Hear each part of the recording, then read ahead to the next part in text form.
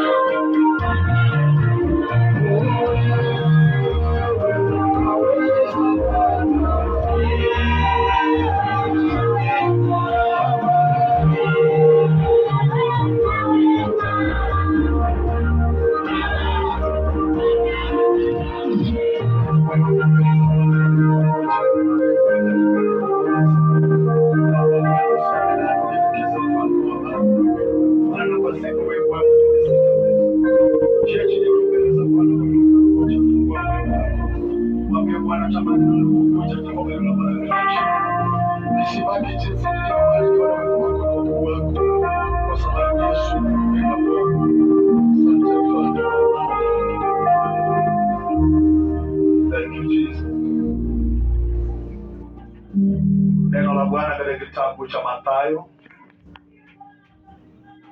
mlango wa 5 mstari wa 14 hadi 16. Neno la Bwana linasema, ninyi ni nuru ya ulimwengu. Mji hauwezi kusitirika ukiwa juu ya mlima, wala watu hawawashi taa na kuiweka chini ya pishi, bali juu ya kiango, nayo yawaangaza wote waliomo nyumbani. Vivyo hivyo nuru yenu na iangaze mbele ya watu, wapate kuyaona matendo yenu mema, wamtukuze Baba yenu aliye mbinguni. Baba wetu, katika jina la Yesu Kristo, nakushukuru Bwana, nasema ni asante. Neno lako Baba nimelisoma masikioni kwa wana wako Bwana. Ninaomba Roho Mtakatifu nitumie kwa sababu ni Bwana. Asante Mungu wetu kwa kuwa unatawala Jehova, na ni kwa Yesu Kristo tunaomba tukiamini. Bwana Yesu apewe sifa. Salamia aliye karibu nawe, mwambie karibu katika ibada siku ya leo. Bwana Yesu asifiwe. Amen. Tuko na changamoto ya microphone, Mungu atusaidie. Najua shida ya PAG tumezoea kwamba huwezi kujitoa kwa kitu mpaka tuchange. Bwana Yesu asifiwe. Lakini kazi ya Mungu ni ya kujitolea. Bwana Yesu asifiwe. Ukiangalia mic zetu hata unasikia sauti haitoki vizuri kwa sababu tuko na shida za mic. Bwana Yesu asifiwe. Ungeliona jana pia pale katika street worship yetu tulikuwa na hiyo hali ngumu ya mic, ilikuwa inatusumbua sana, lakini nashukuru vijana wetu kwa kazi nzuri mliofanya. Mungu amani azidi kuwatenda mema. Bwana Yesu asifiwe. Mungu akipenda, Jumamosi ambayo inakuja nimekuwa na yule the drumist yule anayepiga drums amesema atakuja. Kwa hivyo natumai ya kwamba tutakuwa na mtu wa kutuchezea drums on Saturday. Bwana Yesu asifiwe. Mungu akipenda namwalika on Sunday pia kuja tuchezee drum kanisani, ili kwamba wale ambao mnaogopa kukuja pale nje muone drums vile inavyochezwa. Bwana Yesu asifiwe. Tutajaribu kutengeneza tu create space vizuri achezee hapa, ili kwamba tufurahie hiyo siku. Bwana Yesu asifiwe. Kazi ya Mungu ni ya kujitolea. Usipojitolea kazi ya Mungu hutaweza. Bwana Yesu asifiwe. Nisaidie sana, maana karani hata saa lakini sana naona kama haifanyi. So nisaidie watch ama simu. Kali yako wapi? Bwana Yesu asifiwe. Asante. Bwana Yesu apewe sifa. Nataka usiangalie saa, usikize neno la Mungu. Bwana Yesu apewe sifa. Ukianza kuangalia hii saa, njaa itakuuma na utakuta umetoka nje unarudi. No, the problem, unatoka mnatoka. So unapotoka already umeniconfuse mahali nilikuwa nimefika. Tunakubaliana? It's a spirit ambayo sio nzuri. Ukikaa kanisani kaa mpaka mchungaji amalize, alafu fanye nini? Toke. Unapotoka mkitoka mkienda mkirudi mnanirudisha nyuma. Bwana Yesu asifiwe. Nimesoma neno la Bwana katika kitabu cha Mathayo mlango wa 5 mstari wa 14 hadi 16. Kichwa cha ujumbe wetu, let your light so shine. Wache nuru yako iangaze. Bwana Yesu apewe sifa.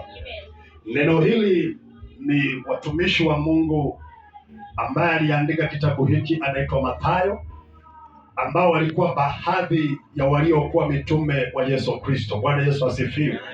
Na anapokuja kuandika neno hili, anaandika mambo ambayo yeye mwenyewe alithibitisha kwa macho yake na aliyaona vizuri. Bwana Yesu asifiwe.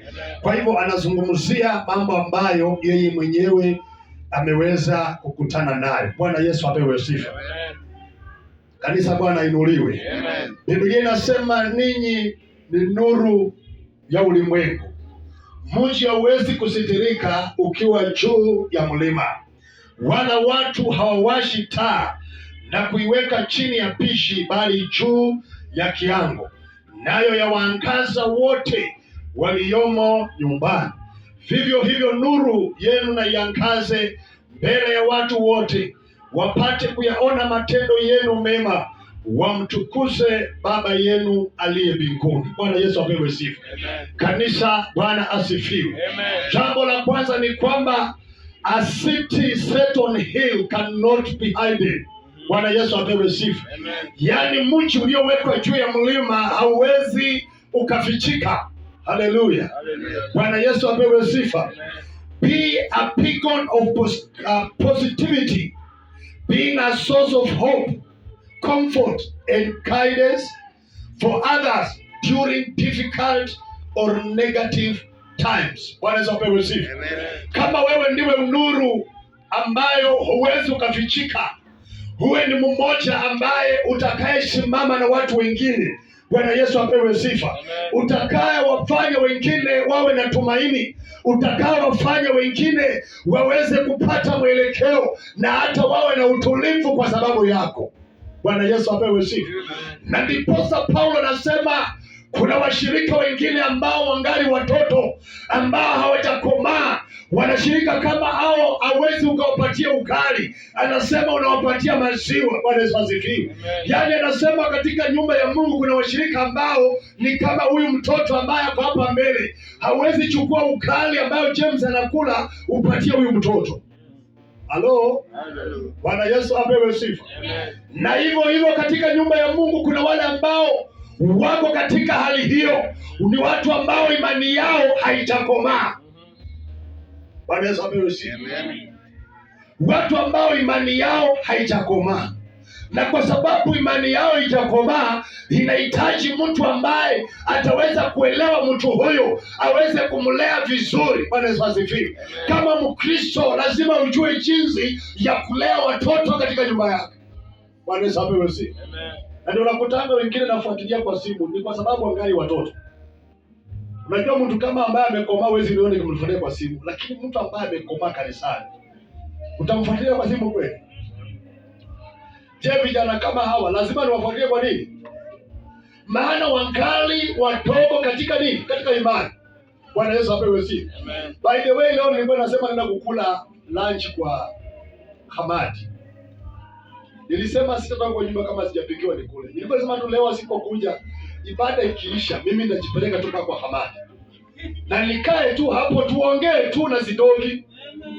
By the way, that was my plan today. Shukuru Mungu umekuja. Leo ningekuja kwa nyumba singetoka. Ningekaa tu mpaka nikule. Bwana Yesu apewe sifa. Kwa sababu kuna watu wale ambao lazima wangali watoka katika imani. Na ndio unakuta kanisani tunakosa kutopata watu wa kukaa, kwa sababu mtu anayekuja angali ako katika hali ya utoto, anahitaji mtu kumlea. Mtoto kama huyu lazima ujue jinsi ya kumlea na ujue jinsi ya kumchapa. Halo? Bwana Yesu asifiwe. Lakini kuna mtu ambaye amekomaa. Paulo anajaribu kurekebisha watu hawa. Anasema hao watu ambao wangali watoto tunawapatia maziwa, lakini watu ambao wamekomaa tunawapatia chakula cha watu wazima. Bwana Yesu asifiwe. Na hivyo ndivyo inahitaji Mkristo ambaye amekomaa. Habaki tena kuwa katika hali ya utogo. Yeye anabaki mahali ambapo anatazama na kuona mbali. Bwana Yesu asifiwe. Sijui kwa nini mic haiko sawa. Si kama ile natumia. Bwana Yesu apewe sifa. Wakati mwingine mpendwa, lazima usaidie mwenzako, uweze kumtia moyo ili kwamba asivunjike moyo katika safari ya wokovu. Maana safari hii si rahisi. Mtu asikudanganye wokovu ni rahisi. Hata Yesu Kristo mwenyewe katika wokovu wake anafika mahali anaanza kujihurumia. Anasema, Baba, ikiwa mapenzi yako niondolee kikombe hiki, bali kama si mapenzi yako wacha na mapenzi yako bali itendeke. Bwana Yesu apewe sifa. Safari ya wokovu sio Mumuya akaimba mwikuru kwa handala mauza mangaji.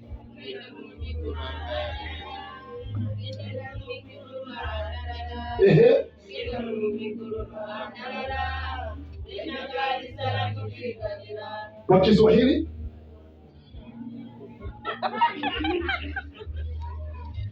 safari ya mbinguni ni ngumu. Anasema karani. Safari ya mbinguni ni ngumu. Inahitaji wale ambao kujitolea. Ujamaliza? Nataka maombi na kujitolea. Bwana Yesu apewe sifa. Yaani safari ya kwenda mbinguni sio rahisi. Mtu asikudanganya unapokoka vitu vinakuwa rahisi. Maana unapokoka shetani naye anasimama mbele yako, anafunga milango zote unapokoka. Lakini wakati uko umeokoka, there was nobody alikuhitaji. Hakuna kitu mtu akakwambia, kwa sababu wewe wakati huo ulikuwa hauna wokovu mbele yako. Wakati Yesu alipokuwa angali mdogo, shetani hakusumbukana na yeye. Halo?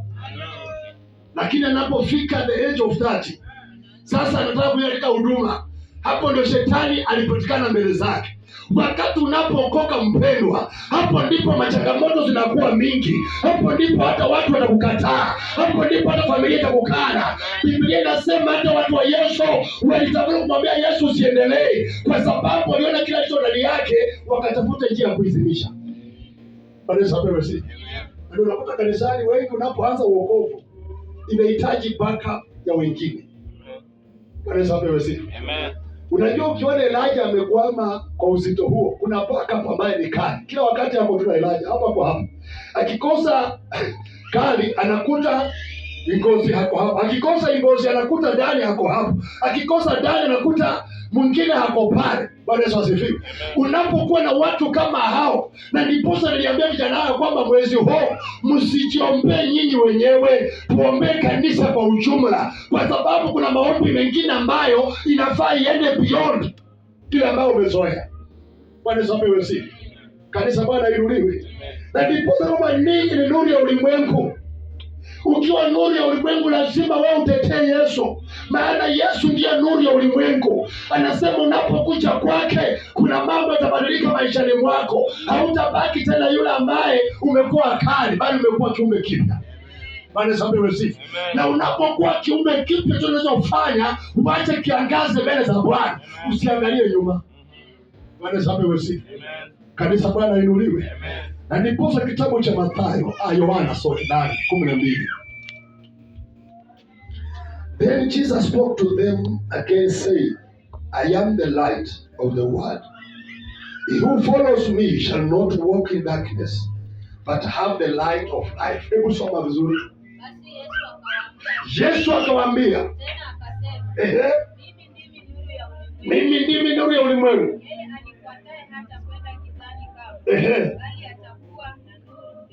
Bwana Yesu apewe sifa. Unapokuwa nuru, kuna vitu zile ambazo Mungu akusaidia uweze kutenda. Usibaki katika giza uliokuwa. Anasema pia na wewe, kwa sababu umekuwa ni Kristo, pia na wewe umekuwa nini? Nuru. Bwana Yesu asifiwe. Na ndiposa matendo yako lazima ibadilike. Halo? Bwana Yesu apewe sifa. Kama ulikuwa mchawi, lazima uache uchawi kwa sababu ya wokovu. Kama ulikuwa msherati, lazima uache usherati. Kama ulikuwa ni mtu muovu, lazima uache uovu, kwa sababu wewe tena si wa giza. Mungu amekupa neema, umepata kibali. Sasa wewe ni mtoto wa nini? Wa nuru. Bwana Yesu asifiwe. Kuna watu wengine ambao hata lazima haifai wazo zetu na wao, kwa sababu ni mtoto wa nini? Bwana Yesu apewe sifa. Kanisa Bwana inuliwe. Na watu wa divai wakaimba wimbo mmoja, wakasema, hata nikiomba sana hapa dunia, oh, hata nikikesha sana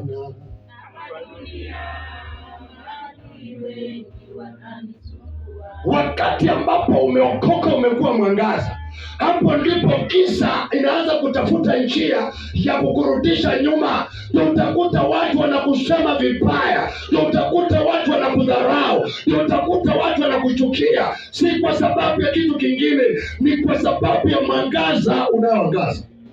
Bwana Yesu asifiwe. Unajua kuna mwangaza ingine ambayo inaangaza mpaka hata kwa giza lazima inaonekana. Bwana Yesu asifiwe. Kwa sababu ni mtoto wa mwangaza, Bwana anasema kwamba usijifiche, bali uendelee kwa mwangaza huo, ili wengine wapate kuona, watukuze Bwana. Bwana Yesu apewe sifa. Be the light, be the one to comfort others, to guide others during difficult moments of difficult times. Bwana Yesu apewe sifa. Be a person ambaye utaelekeza wengine. Usiwe yule ambao utafanya wengine warudi katika shetani, bali uwe yule ambao utakazania wengine nuru yao izidi kufanya kuangaza. Bwana Yesu asifiwe. Unajua kuna watu tumevuja, hata hatutaki kufanya nuru wengine fanya nini yangaza. Ndio maana mwimbaji akitokezea hapa aanze kuimba ndio utajua. Halo? Kwanza hii ngoma unanifurahisha sana. Tukienda kwa gwaride utajua ya kwamba kuna watu kumbe wapeaningi wimbo. Bila shukuru ndugu Shamasi wetu, kuna Shamasi wa nguvu. Alienda akashia sauti yake peke yake, watu walinyamaza. Baada alipotoa hivi, ungepewa nafasi kama zile sauti yako ilimsaidia. Hawapeki mtu nafasi huko, siwezi kuficha. Lakini sauti ya Shamasi alipotoa, hao wakanyamaza. Wakasema wacha iendelee. Kwa sababu nuru yako lazima iangaze, na inapokuwa tayari kuangaza, kuna wale kukufinyilia chini, kuna wale kufanya ushuke chini, ili kwamba usiendelee mbele. Ninakuombea kutoka siku ya leo, usiruhusu nuru yako iweze kusimika. Wacha watu waseme vibaya, songa mbele. Wacha watu wakutukane, songa mbele. Wacha watu wakudharau, songa mbele. Songa mbele, usiangalie nyuma. Wacha nuru yako iangaze. Watasema unajifanya, watasema leo hii hapa na kapesa ndio unajifanya. Wacha waseme sana, wewe kazana wokovu wako, endelea na makaza wako. Watakudharau kitu unachotaka, usiendelee na dharau yao. Angalia wokovu wako, songa mbele. Don't look at them. Many people are backsliding because walinisema, waliniongea. Unataka waongee nani?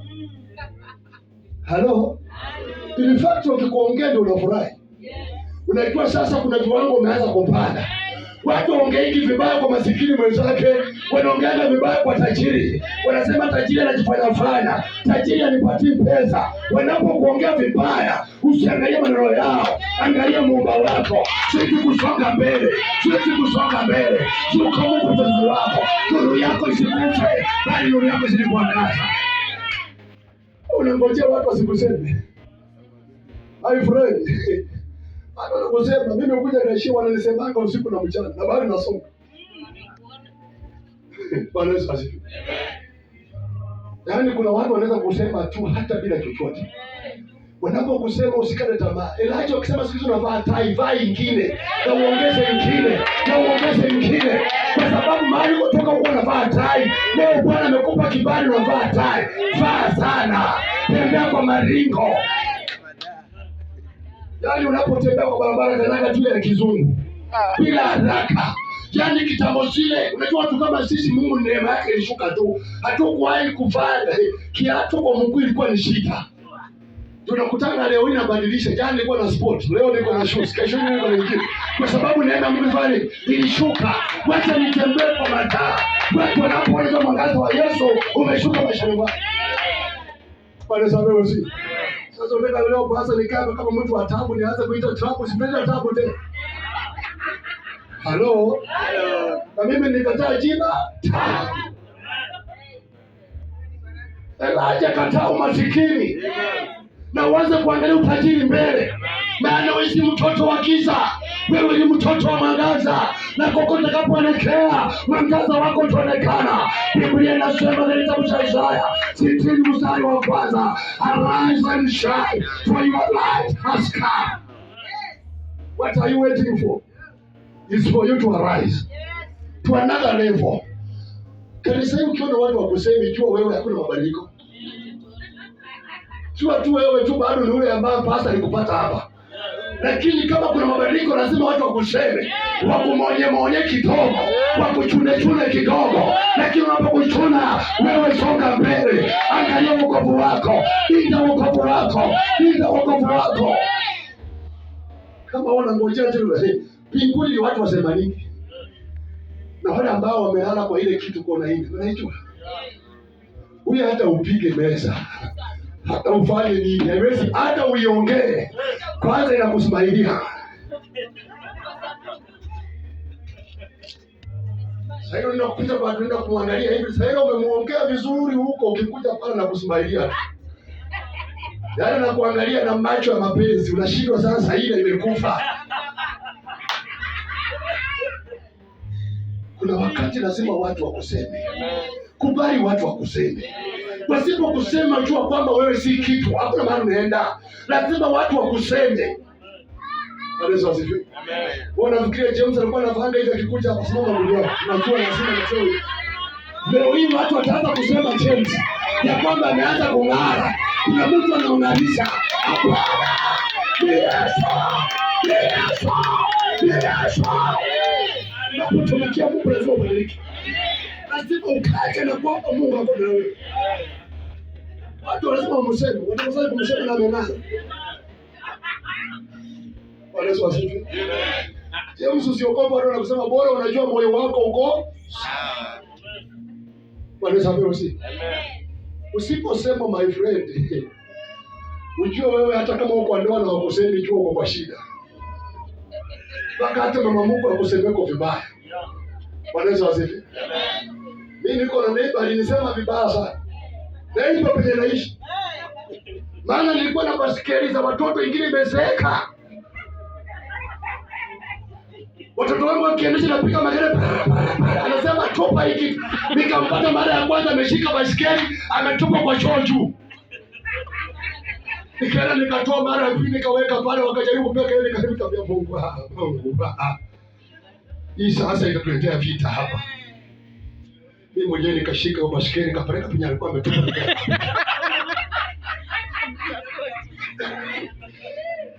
Nasema wache ikae hapo juu. Lakini yuko Mungu anayeangalia ikiwa pale juu. Yuko Mungu anayeangalia kutoka pale juu. Akasema ijapokuwa umekaa pale juu muda wa kutosha, Bwana akaleta basikeli nikauziwa na mzungu. Sijanunua basikeli kwa Afrika. Sijanunua kwa duka ya Afrika. Nimenunua kwa mzungu. Bei ya kutupa. Mzungu ameandika kwa mtandao anauza 6,000. Mimi nikamwambia mzungu liko na 3,000. Akaniambia okay, let me wait and see if there is no one else, I will call you back. And I know there is no one who will compete with me. Because I have God in heaven.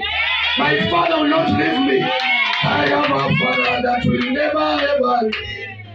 I have a Father that will never ever fail. Jesus is my Father that will never ever fail.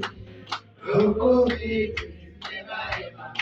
Msumba kaka, ilikuwa Jumapili nikitoka hapo kwa nyumba, akanipigia simu akaniambia okay, just say that 3,000 is okay. Then kama nipike na maisha. Basikeli mpya ya mzungu. Baada ya siku mbili tena mwingine ameweka 7,000. Nikamwambia my budget is 3,000, akaniambia no. Iko mpaka na pampu ya kuweka hewa. Nikamwambia okay, let me hand you 1,000, I have 3,000. Akaniambia it's okay, just come. Aniletea basikeli.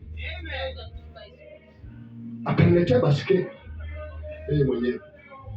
Sasa saa hii neighbor anasikia uchungu. Alikuwa anatupa juu ya choo na bado iko hapo, sijachukua kutengeneza, lakini zingine mpya ziko hapo, watoto wanatembea naye. Wakati mwingine Mungu yuko, jamani, Mungu yuko, mtetezi wako yuko. Leo wanakucheka, hawatakutaka kesho. Leo wanakudharau, hawatakudharau kesho. Jamani, Mungu yupo, ni kweli Yesu yupo, ninamtangaza yupo, nimeona kazi zake. Oh, jamani, Yesu yupo, yupo.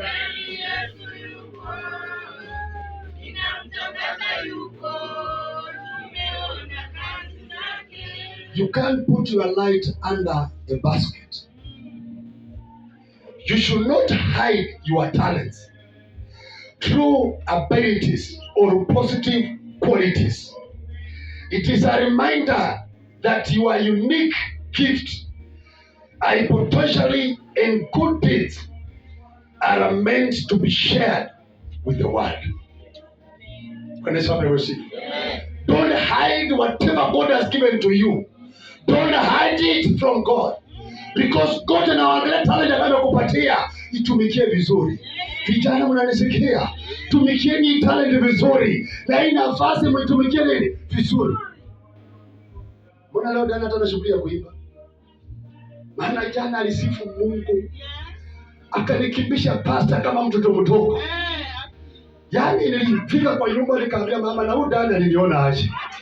Lakini nikasema neema ilikuwa juu yake, wacha alifanye vile anataka. Bwana Yesu asifiwe.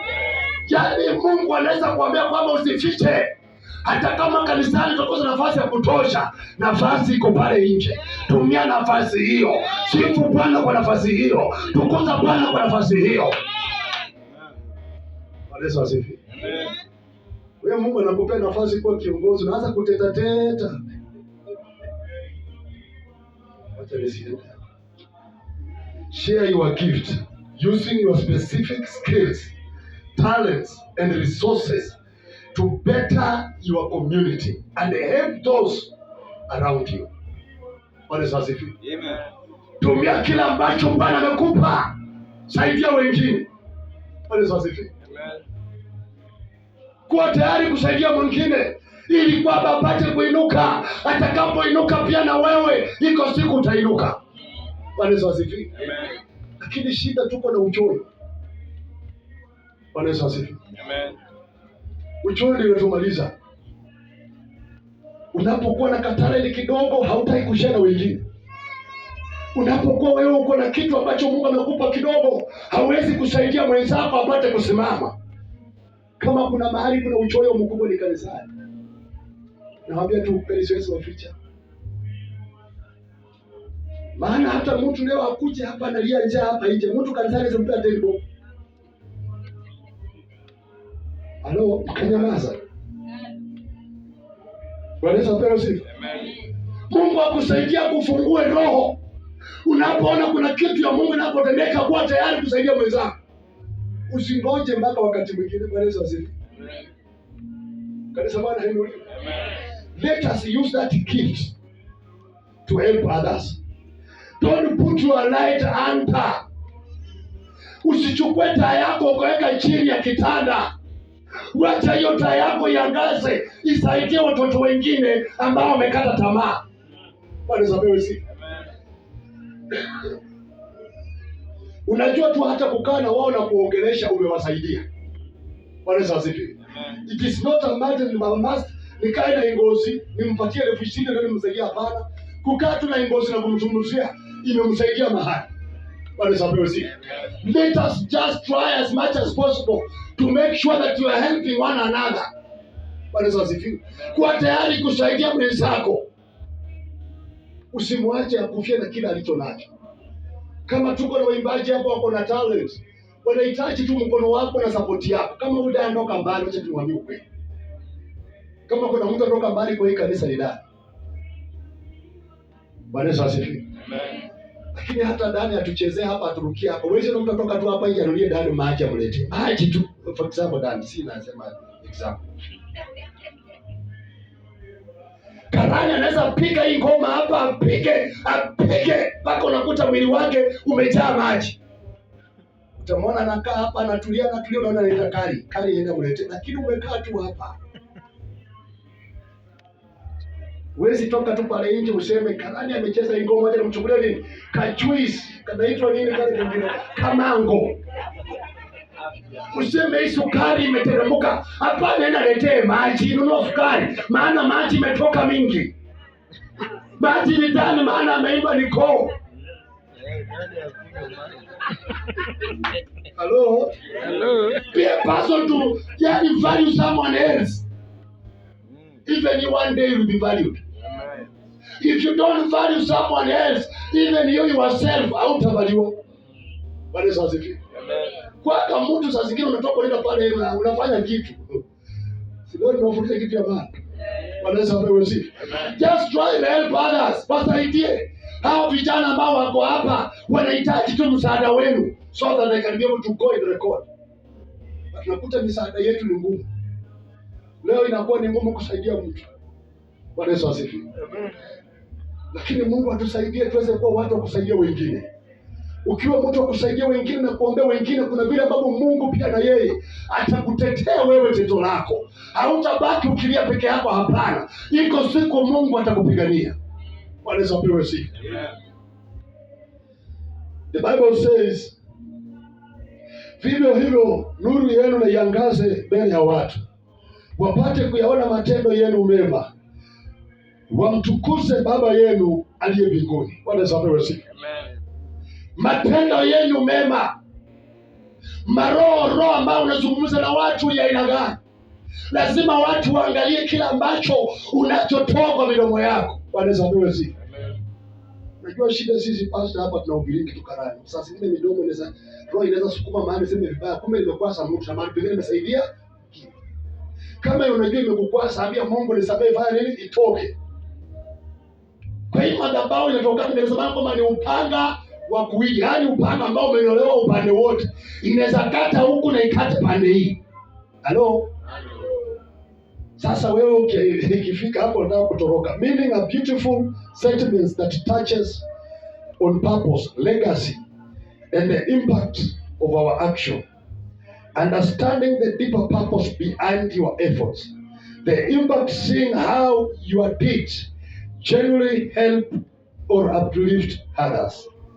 The legacy on knowing that the efforts you put into your works, relationship or community leaves a lasting, meaningful mark. Bwana Yesu asifiwe. Msaada na matendo yako ambayo utakayotenda kwa wengine itawacha alama mahali pale ya kwamba iko siku ulifanya hivi na vile. The same way Karani amesema hapa, you know, for me I was counting that boy out in Ebenezer. I was counting Rogers out completely. Bwana Yesu asifiwe. But you see, kuna kitu Karani amekumbuka akasema huyu kijana kuna kitu amekuwa akifanya. Halo?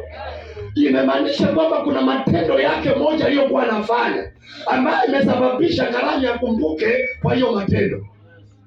Bwana Yesu asifiwe. The same way mimi na wewe, matendo yetu iko siku Yesu atakumbuka. Je, umetenda matendo safi ama matendo mabaya? Iko siku Yesu atakumbuka. Uliborera shina Yesu.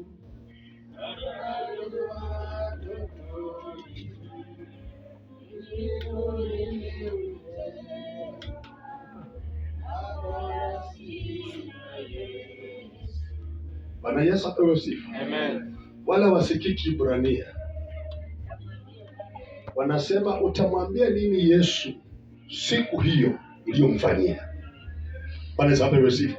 Inamaanisha kwamba siku hiyo sisi zote tutakuwa mbele za Yesu. Kila mtu atabeba msalaba wake na matendo yake yataandamana pamoja naye. Ni vyema wale ambao wanaokusudia kutenda mema, maana mema yao itaandamana pamoja na wao. Bwana Yesu apewe sifa. Ni heri utende mema ili mema yako siku hiyo itaonekana ulifanya mambo mazuri. Bwana Yesu apewe sifa. Na bure hiyo siku utakuwa na madharau, maana utafika pale ukute Loida hapo katika kifua cha Ibrahimu, alafu wewe ndio ule tajiri ambao uko kule chini. Kwa sababu ya madharau ambao uko nayo, hautaona Yesu ama hautaona Ibrahimu, utaangalia Loida kwa sababu umezoea. This is a Sabbath. Bwana Yesu apewe sifa. There is a challenge between Abraham and Lazarus. The moment ambapo yule tajiri alipokufa na Lazaro akakufa, Biblia inasema kwamba wote wawili wakaenda, mmoja wao akaenda jehanamu, mwingine akaenda kifuani pa nani? Ibrahim. Lakini cha ajabu, badala ya ule mtu kule kusimu angesema Ibrahimu nisaidie, akasema ambia huyo Lazaro achovye kidole chake aiwekee kilimi changu, maana alikuwa ni mtu ambaye ana matendo mabaya. Halo. Matendo yake yalikuwa ni kutumatuma watu. Alikuwa ni mtu ambaye anatumia watu vibaya. Anasamehe. Aliposa hata akiwa kule jehanamu bado anataka kutumia Lazaro. Hayuko tayari kumwambia Ibrahimu nisamee, unisaidie pia nami toka mahali hapa. Anasema aambia Lazaro achovye kidole chake akuje. Alikuwa ni mtu wa kutumia watu. Bwana sababu sifi. Matendo yako siku hiyo itaonekana. Kila umekuwa ukifanya Ebeneza itaonekana. Kama umefanya mambo mazuri itaonekana. Kama umekuwa ukichochea wengine itaonekana. Kama wewe ndio wavitina hapa itaonekana. Leo hatukujui na hatuna haja ya kukujua. Wewe endelea tu kukaa hapa, lakini iko siku. Bwana sababu sifi. Iko siku ambayo tutaonekana. Tutajua hii furaha kama mwenyewe inakuanga ni ya nje ama ni ya ndani. Maana all the time kama mwenyewe amefurahi. Hata nikienda tu kwa ananiambia sasa basi hapo tu kwa furaha. Hiyo siku tutajua hii furaha ilikuwa hanga tu ndani ama paka. Habari hapo hichi wale sasifika. Unajua kuna watu ambao wamezoea tu kufurahi. Na kuna watu ambao wamezoea tu kukasirika. Haujui kama amefurahi, hujui kama amekasirika, ni ngozi. Hujui hapa. You don't know. Kama wanamjua ni heri. Mimi simuelewi. Maana hujui kucheka kwake ni fani. Hata sasa hivi angalia na cheka. Atoi sauti ni neno tu unaona. So hujui. Bwana Yesu asifiwe. Amen. Ufungulie kitabu cha Waefeso 5:8 tusije langu sija tuko pamoja. Waefeso 5:8 hadi 9. Wacha hiyo inatoka ndani ya mioyo yetu, maana matendo yetu itatuandama. Kila ambacho umekuwa ukitenda siku hiyo Bwana atakuuliza, mtumishi wa Mungu alala njaa, utasema sikukuona. Watu walikuwa wagonjwa wakahitaji wafikie, utasema sikukuona. Yesu atakuambia nilikuona vizuri. Ukisema moyoni mwako wewe sio kutembelea watu. Ukisema moyoni wako wewe huwezi saidia mtu. Wakati ambapo kanisa linapitia na changamoto, watu wanaomba, wewe uko tu vyako. Yaani hata huko kwa maombi. Amen. Watu wanakanyaga hapa, wanaomba, wanakemea pepo itoke iende. Wewe unasema tu si kanisa ianguke. Si kanisa ianguke. Si kanisa ianguke. Leo hatukujui, lakini hiyo siku matendo yako itaonekana. Kama ulitenda mambo mazuri kwa madhabahu haya, mazuri haya yatakufuata. Na kama ni mabaya uliyotenda, mabaya pia bali itakufuata. Anasema nini? Maana zamani ninyi mlikuwa giza, bali sasa mmekuwa nuru katika Bwana. Nendeni kama watoto wa nuru. Kwa kuwa tunda la nuru ni katika wema wote wa haki na kweli. Bwana Yesu apewe sifa. Maana nyakati zile mlikuwa watu wa giza, mlikuwa ni watu wa sherati, mlikuwa ni watu waongo, mlikuwa ni watu wenye dhambi. Dhambi zote zilikuwa nyingi kila wakati, lakini leo hii imebadilishwa kupitia kwa damu ya Yesu Kristo. Hamuko tena watu wa giza, mmekuwa ni watu wa nuru. Basi Mungu akusaidie, nuru yako inuke, ianze kuangaza ndani ya maisha yenu. Nuru inuke, ianze kuangaza, usibaki kwa giza tena. Wale sababu si wewe si mtu wa giza. Familia yako ilikuwa kwa giza, ndio maana unapitia hapa unapitia. Maana familia yako ilikataa Yesu. Lakini wewe una heri maana umeokoka. Leo vile umeokoka, wacha kufanya vile mama yako alikuwa anafanya. Halo. Bwana sababu si. Amen. Unajua ukifuata mambo ya wazazi wako hakuna mahali utaenda. Kama mzazi wako alikuwa na kichwa ngumu, wewe wacha kuwa kichwa ngumu, badilika.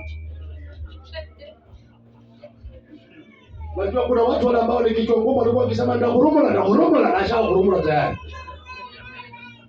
Nitakuchamba na bali.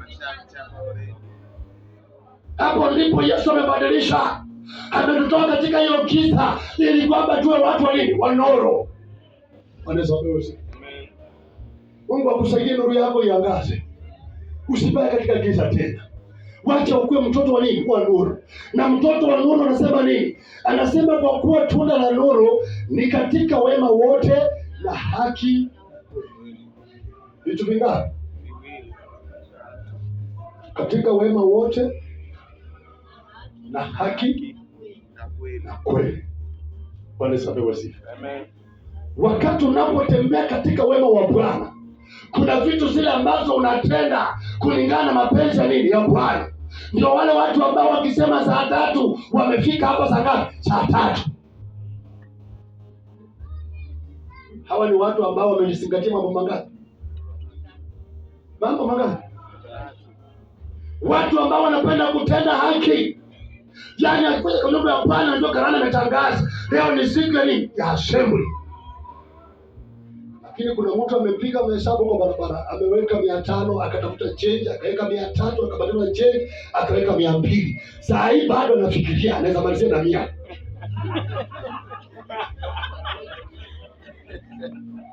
Hello? Yaani watu ambao ndani yao hakuna haki. Ndio watu kama hao karana kama watendewe haki. Kosa kutendewa huyo mtu haki. Ndio utajua haujui. Na wako tu hapa. Lakini wanajua kubadilisha. Alipata mshahara tarehe 2. Na akasema Mungu, hakika Mungu nimeamua ndani ya moyo wangu sitaki kukuibia tena. Akatoa 1000 akaweka. Akakaa siku 2 akasikia simu ushako. Mama ni mgonjwa, ama anakufa, kichwa inapasuka. Mama kichwa inapasuka, akaenda akatoka akapata soda change. Akatuma 500 akawacha 500. Halo? Akakaa kidogo, mtoto akafukuzwa shule kalamu.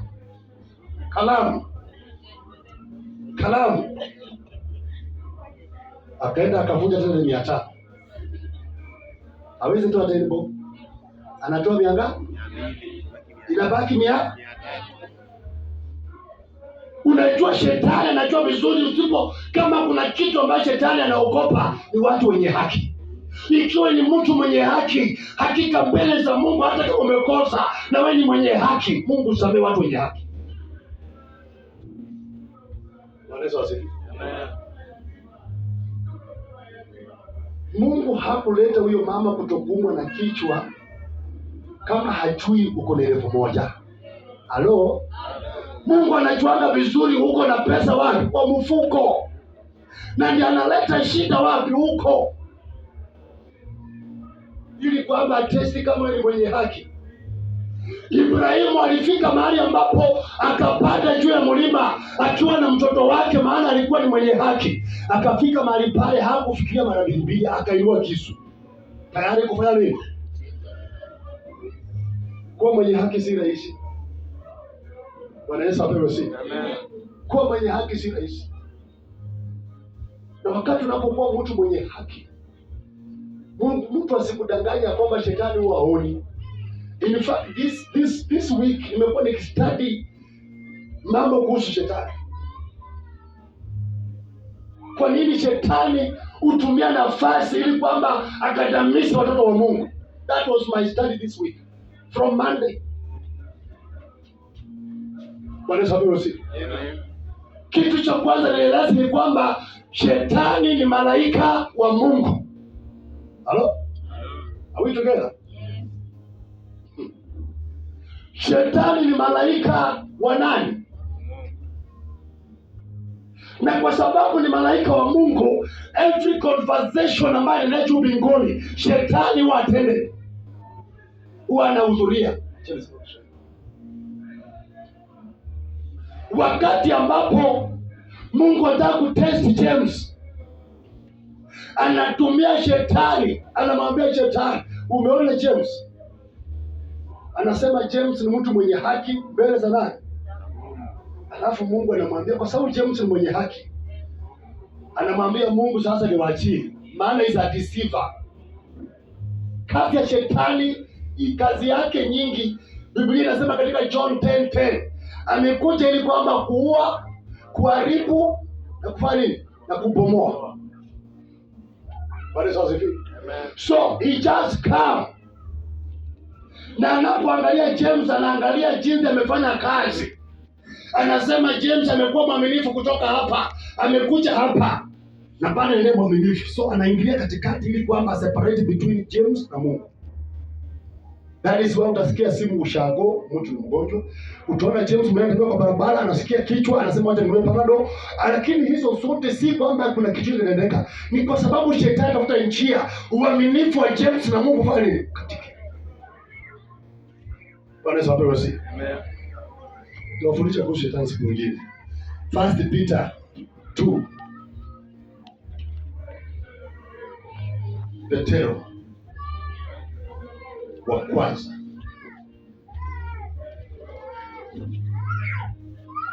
2:12 anza 11. Nawasihi kama wapitaji Ehe. na wasafiri, Ehe. ziepukeni tamaa za mwili Ehe.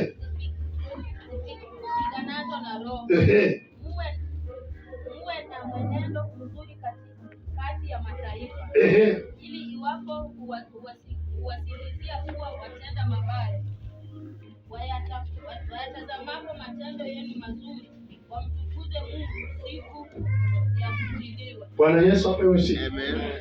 Yaani Petero anapoandika anasema kwamba basi wandugu wapenzi, ziepukeni tamaa za mwili na mambo ambayo ni mabaya, ni kwa sababu ya hiyo mtoke ndani ya tamaa ya ulimwengu huu. Bwana Yesu apewe sifa. Amen. Maana ili kwamba watu waweze kuona, anasema 12 ya kwamba muwe na mwenendo mzuri kati ya mataifa, ili wapo awazingizia kuwa watenda mabaya, wayatazamapo matendo yenu mazuri. Ulizako mwenzako wako, bwana, matendo yako ni mzuri. Ulizako matendo yako ni mzuri.